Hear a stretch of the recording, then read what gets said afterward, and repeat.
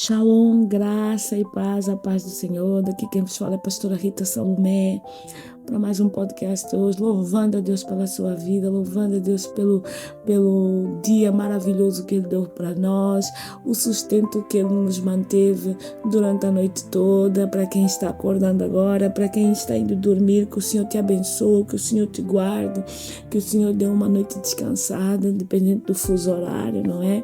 Então eu quero agradecer a Deus por tudo, agradecer a Deus por todas as coisas que estão acontecendo, por todas as situações que estão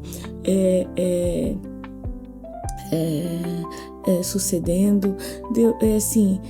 Meus queridos, ontem eu estava meditando, eu até pensei em não gravar hoje o tema sequencial e gravar uma palavra diferente. Por quê? Porque eu tenho estado a receber algumas mensagens de pedidos de oração e tudo mais, e que são mensagens de pessoas que estão realmente passando por situações muito complicadas. Eu queria gravar uma palavra sobre isso, mas hoje eu vou gravar ainda a palavra sequencial, que é a quarta palavra do tema Será que Deus sabe?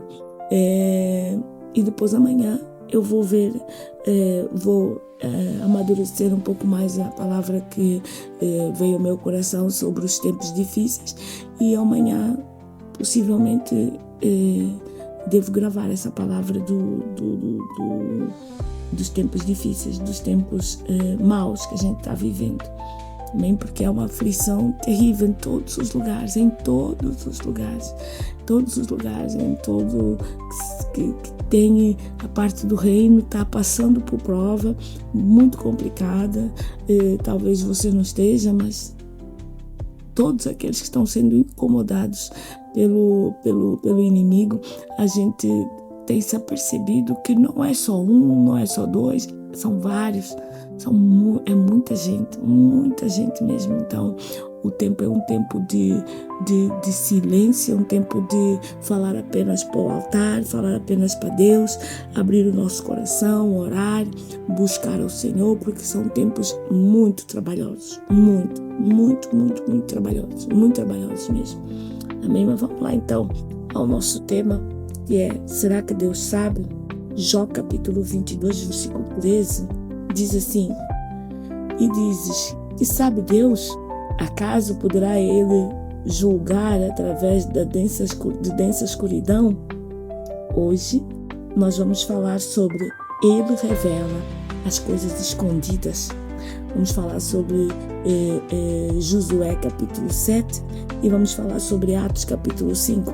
Duas situações difíceis do ser humano se aperceber, mas que Deus, por ser Deus, revelou o que estava escondido. Amém? Mas antes vamos orar. Senhor, eu quero te dar graças, Senhor, eu quero te louvar, eu quero glorificar o teu santo, bendito e agradável nome, porque tu és Deus, tu és a minha rocha, tu és o meu abrigo, tu és o meu sustento.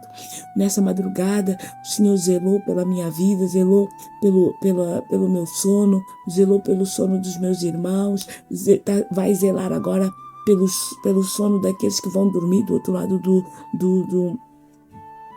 hemisfério. Amém? E eu quero te louvar por isso, Pai. Eu não tenho palavras para te agradecer a beleza da tua santidade, eu não tenho palavras para te agradecer tudo que o Senhor tem mandado para mim. O Senhor é grande, o Senhor é poderoso, o Senhor é soberano. Acompanhe essa pessoa que está saindo para o trabalho, acompanhe essa pessoa que está indo viajar, acompanhe essa pessoa que está se dirigindo ao médico. Senhor, que o Senhor venha cobrir com o seu sangue, escondendo ela debaixo da tua presença, para que ninguém venha atravessar no seu caminho, para que ninguém venha se colocar no seu caminho. Lembrando ao Senhor que nós temos muitos sonhos para cumprir ainda, temos muitos sonhos que ainda não foram cumpridos, que o Senhor possa colocar a sua mão, que o Senhor possa nos direcionar e que principalmente o Senhor possa nos esconder do inimigo das nossas almas. Pai, muito obrigado. Toma a minha vida nas tuas mãos. Pai, perdoa os meus pecados. Senhor, me dá sabedoria. para eu falar aquilo que que o Senhor está colocando no meu coração, que veio do teu coração, para poder compartilhar com quem nos escuta. Obrigado, Senhor, pelas pessoas que me acompanham diariamente, pelas pessoas, Senhor, que estão interessadas em uma palavra nova, uma palavra renovada, uma palavra fresca, vinda do teu altar. Senhor, muito obrigada. Permanece conosco, toma o teu lugar e fica conosco até o final, Senhor. Muito obrigado, Pai, em nome de Jesus. Amém? Vamos abrir comigo lá em Josué capítulo 7.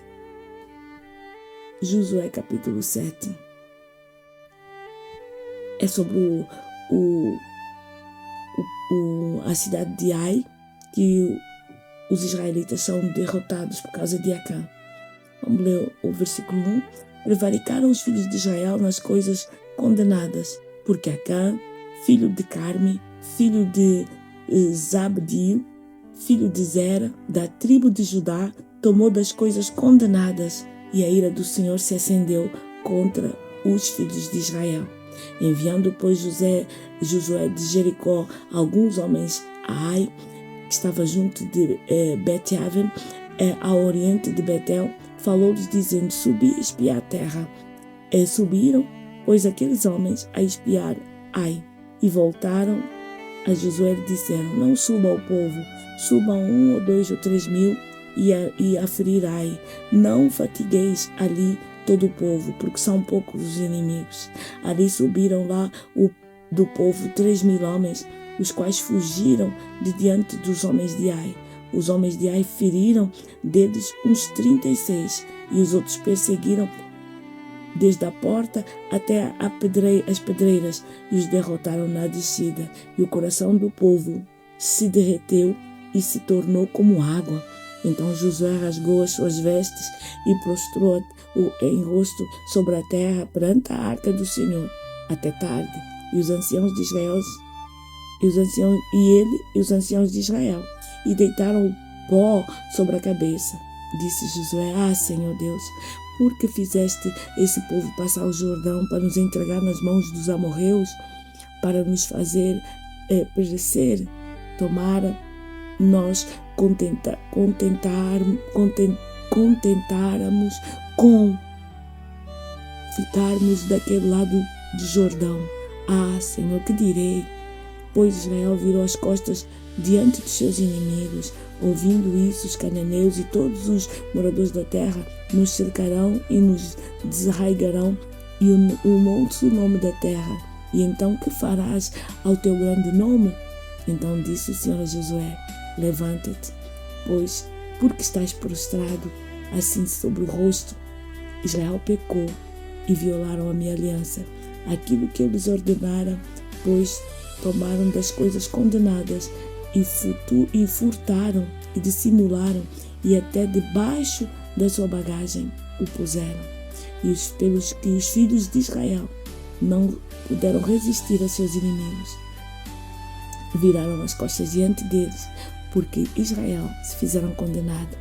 Já não serei convosco, senão eliminardes do vosso meio a coisa roubada.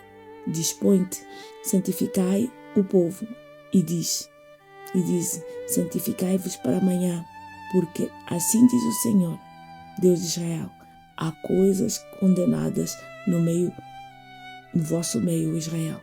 Aos vossos inimigos não podereis resistir, enquanto não eliminardes no meio de vós, no vosso meio, as coisas condenadas.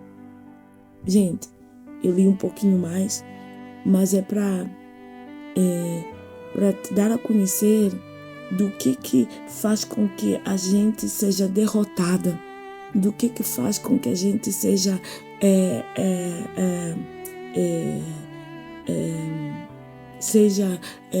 conquistado pelo inimigo. São coisas que estão escondidas, coisas que são abomináveis diante do Senhor, e que a gente insiste em dizer: não, é só isso, não, isso não tem mal, não, que isso, não, Deus não está nem aí para mim. Deus não vai prestar atenção nesse pequeno detalhe. Não, é só um amuletozinho. Não, é só um pingozinho. Não, isso aí não faz mal, não tem problema. Gente, Israel vinha no seu caminho em várias vitórias. Chegou em Ai. Os homens foram espiar a terra e viram que o povo era pouco.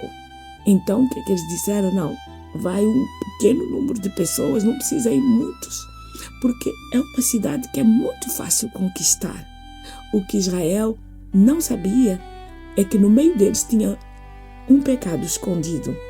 E não era um pecado qualquer, era algo abominável ao Senhor. O que era? Ídolos. O que era? Bonecos de idolatria. Então, quando eles subiram para derrotar Ai, quem acabou derrotado foi eles. Por quê? Porque eles tinham algo escondido dentro deles que era abominável diante do Senhor. Não é só o fato de estar escondido, é o fato de, para além de estar escondido, era abominável diante de Deus. É por isso que eu quero te perguntar: as coisas que às vezes a gente esconde, as situações que às vezes a gente tolera, as coisas que a gente às vezes deixa de confrontar, a gente sabe que tem, a gente sabe que está conosco, sabemos que aquilo Deus não está tolerando, mas nós acabamos por fazer.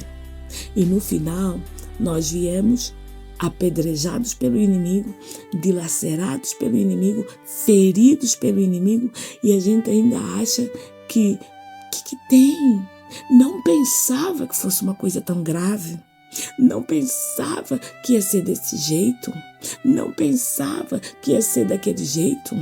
Não pensava, mas eu não estava nem com essa intenção. E tem uns que dizem: Deus conhece o meu coração. Ai, meu Deus. Acã, ele roubou ídolos. Ele roubou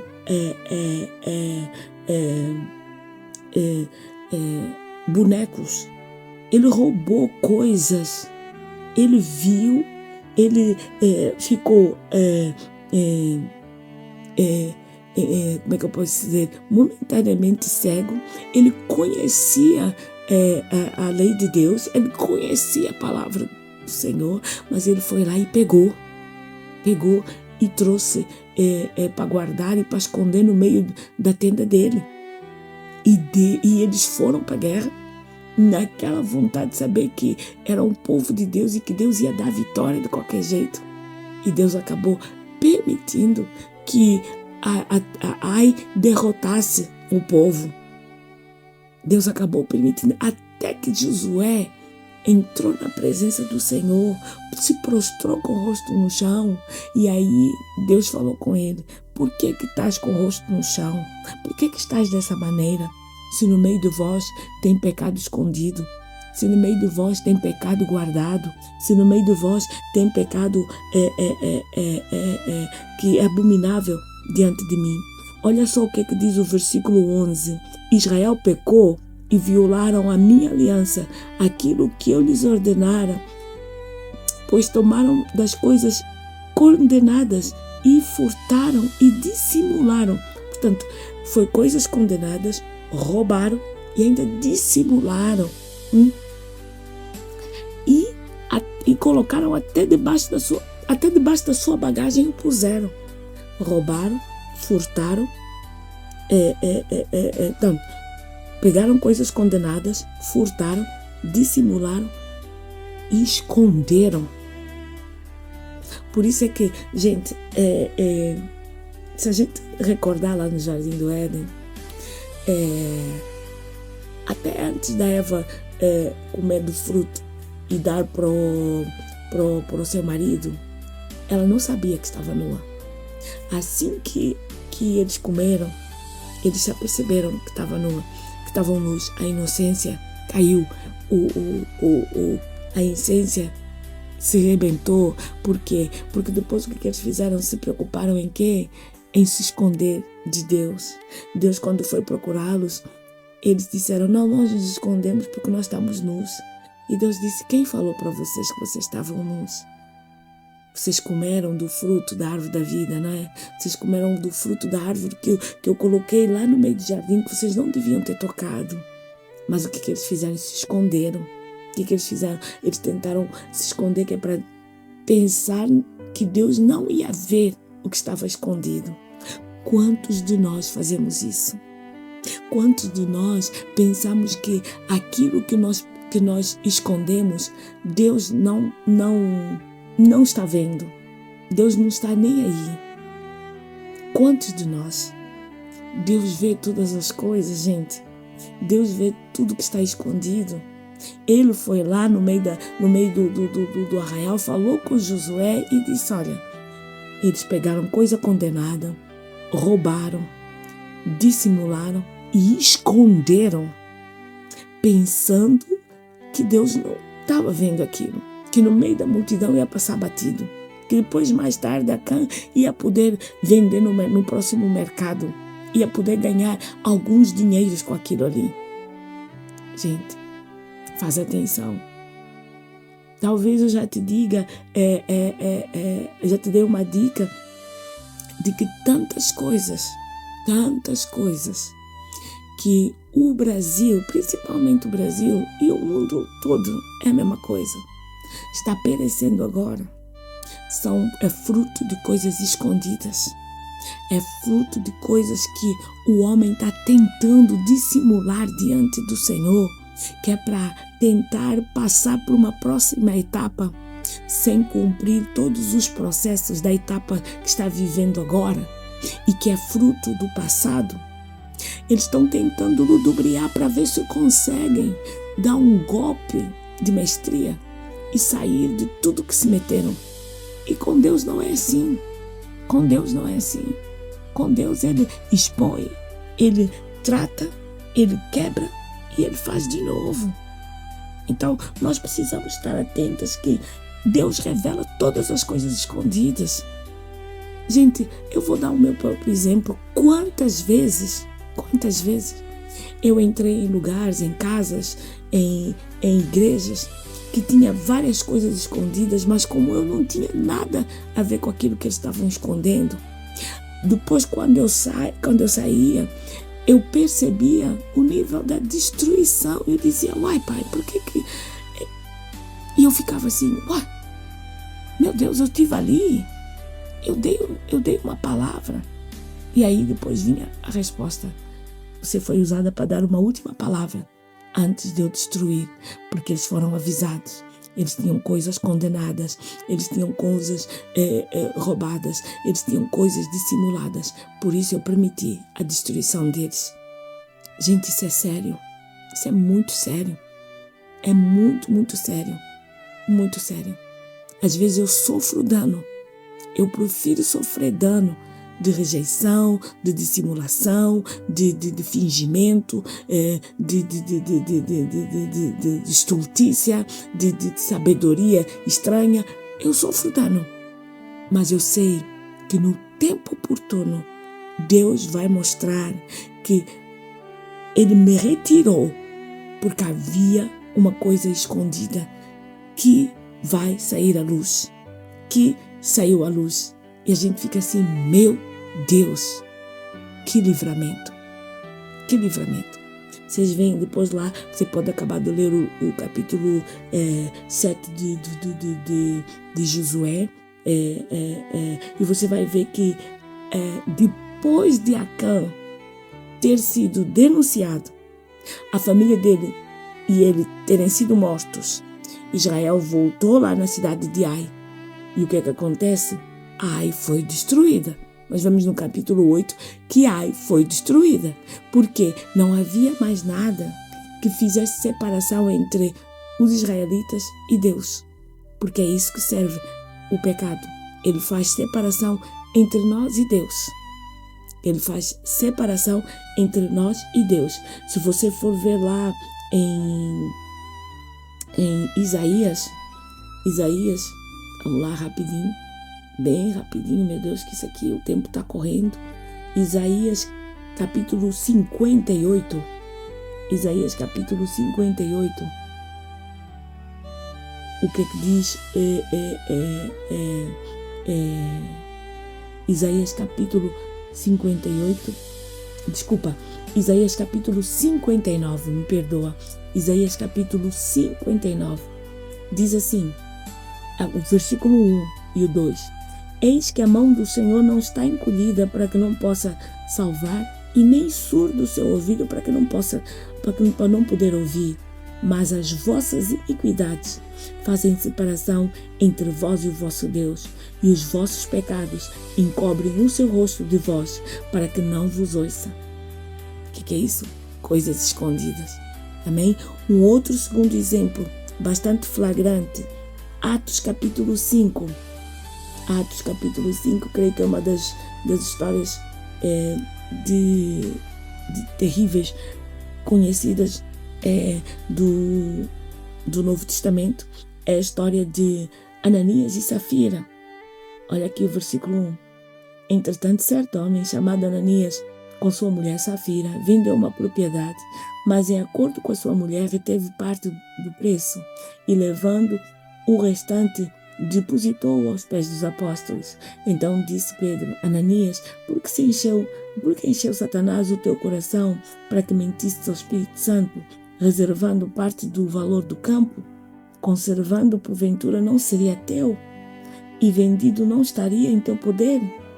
Pois como assentaste no teu coração esse desígnio? Não mentiste aos homens, mas a Deus. Ouvindo essas palavras, Ananias caiu e expirou, sobrevindo um grande temor aos ouvintes. Levantando-se os moços, cobriram o corpo e, levando-o, sepultaram. Quase 3 horas depois, entrou a mulher de Ananias, não sabendo o que ocorrera. Então Pedro, dirigindo a ela, perguntou-lhe: dizes-me que vendeste, portanto, aquela terra? Respondeu ela: sim, portanto.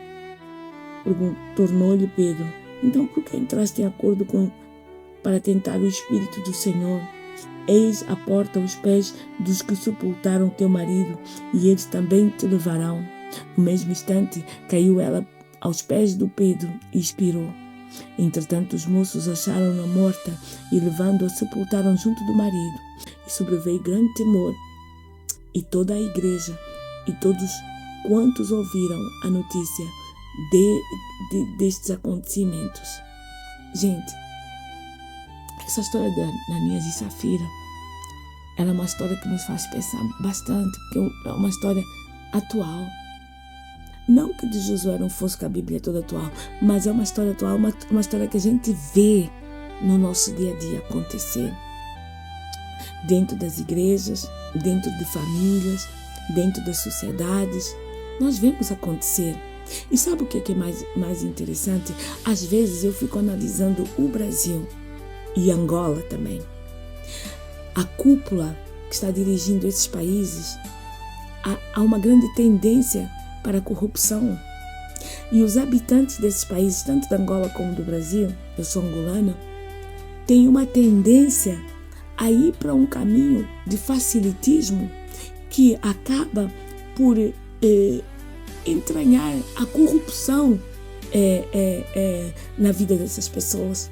Gente, como é difícil tirar isso de dentro. Como é difícil tirar essa tentação. Já basta o peso que veio desde o Jardim do Éden, de Eva ter conversado com a serpente. Já basta esse peso que a gente já carrega ele naturalmente. Que se não for Jesus na nossa vida, nós damos cabo de tudo. Ainda vamos nascer nos países em que o terror da corrupção é algo assim terrível em grande escala.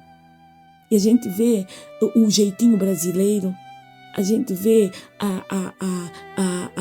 o jeito de Angola. Eu estou falando desses 2 países que eu conheço. Um que eu nasci e outro que eu vivi e trabalhei por alguns tempos.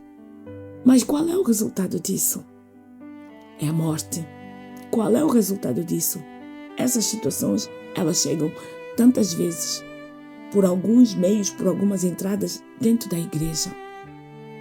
Existe uma coisa terrível demais dentro das igrejas, que isso precisa e vai ser tratado.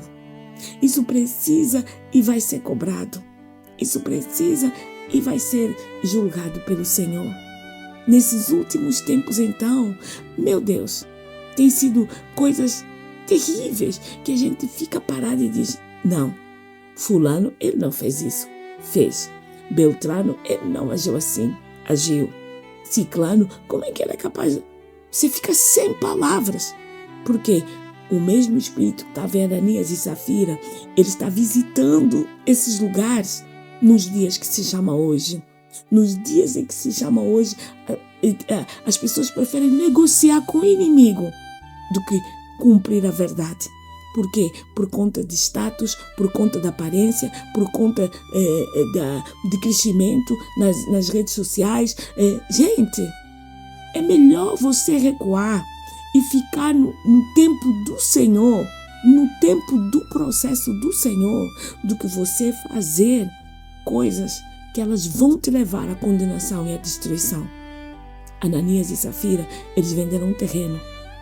O que eles fizeram? Combinaram diminuir o valor quando fossem na presença dos apóstolos. E tem uma fala de Pedro aqui muito forte, muito forte. O 4, conservando porventura. Vamos começar no 3. Então disse Pedro: Ananias, por que encheu Satanás o teu coração para que mentisse ao Espírito Santo, reservando parte do valor do campo? Olha só, conservando porventura não seria teu? Para que você veio? Não seria teu se tu quisesses conservar o valor que tu quisesse. É teu o campo, era teu campo. Podias ter dito: olha, eu ganhei isso, mas isso aqui eu vou ficar com ele, isso aqui eu vou dar para vocês. Mas pronto, pelo menos você está sendo sincero, falando aquilo que é verdade. Mas ele, o que ele fez? Ele combinou com a esposa e preferiu esconder. O que é pior, Pedro estava ali representando uma ordem, estava executando uma ordem que Deus tinha mandado fazer. E é por isso que ele disse: você não mentiu aos homens, você mentiu a Deus, cara. O campo era teu. Se você quisesse dar metade, dar zero, era um problema teu. Deus não ia interferir. Mas para que você mentiu? Para que você deu esse golpe palaciano? Vai te custar a vida? Para quê? Seja sincero, diz: olha, pai, eu preciso disso, preciso daquilo, então eu não estou dando por isso e para aquilo. E Deus depois, ele vai falar contigo. Eu tenho um amigo que todas as vezes que o pastor espirrava pro lado dele, ele só negava o dízimo, a oferta, então ninguém nem via, porque ele estava irritado com o pastor. Até que um dia eu disse para ele: cara, Deus não tem nada a ver com isso. Deus não mandou você ter esse tipo de comportamento com o seu pastor e nem muito menos o seu pastor contigo. Então tira Deus disso. A casa do Senhor, ela não é a casa do pastor. A casa do Senhor é a casa de mantimento para que ovelhas venham buscar esse mantimento. Então é a casa do Senhor que nós devemos dar a oferta e o dízimo. Não tem nada a ver com o pastor. Então você não tem que punir a casa do Senhor por conta das atitudes que você não concorda que o pastor está tendo. Porque depois Deus vai cobrar ao pastor o proceder das atitudes em relação à tua semente. Então não tem nada a ver. Não tem, gente. Porque enquanto não estivesse pregando heresia, você tem que cumprir a palavra, mano. Tem que cumprir a palavra, ponto final. E esse meu amigo, de vez em quando ele acumulava as coisas. Eu cortei o dízimo, cortei não sei de quem. Você quê? Para tentar cortar as coisas que Deus manda você trazer à igreja para alimentar a casa, para que outras pessoas venham aprender o evangelho. Gente, todas as vezes que nós levamos uma semente, um dízimo à casa de Deus, não é por nós, é pelos outros. Porque em todo momento Jesus nos ensina a doar. A todo momento Jesus nos ensina a ser um exemplo daquilo que ele foi. Ele se doou a todo momento. Então preste atenção. Preste atenção como você tem levado a sua vida. E outra coisa, ultrapassei bastante tempo, mas era realmente uma palavra um pouco extensível, peço perdão, mas eu quero terminar dizendo, lembra, ele revela todas as coisas escondidas. Nós estamos vendo esse estudo que diz, será que Deus sabe? De Jó capítulo 22, versículo 13. Nada é oculto aos olhos do Senhor. Rigorosamente nada. Amém? Que Deus te abençoe, que Deus te dê paz, que Deus te dê um excelente dia e uma excelente noite, dependendo do hemisfério que você estiver. Deus abençoe.